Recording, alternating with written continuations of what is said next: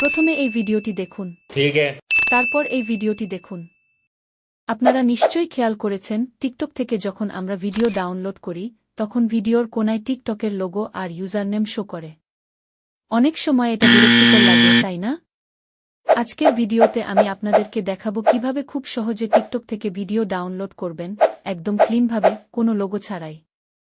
এই টিপসটা ফলো করলে আপনি চাইলে ভিডিওটা অন্য কোথাও ব্যবহার করতে পারবেন, একদম পরিষ্কারভাবে। তাহলে চলুন শুরু করি।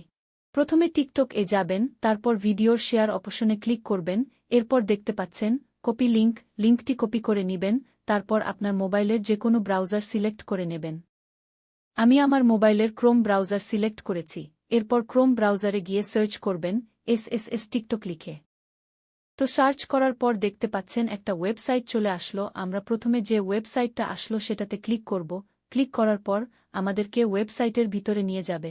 তারপর আমরা যে লিঙ্কটা কপি করেছি সেটা এখানে পেস্ট করে দেব। এরপর ডাউনলোড অপশন এ ক্লিক করব, ডাউনলোড হয়ে যাবে।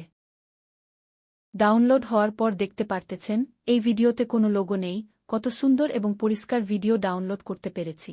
তো প্রিয় দর্শক, এই ছিল আজকের টিপস।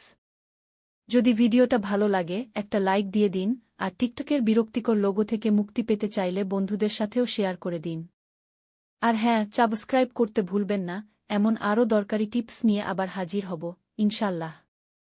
ধন্যবাদ সবাইকে ভিডিওটি সম্পূর্ণ দেখার জন্য। আসসালামু আলাইকুম। সবাই ভালো থাকবেন, সুস্থ থাকবেন।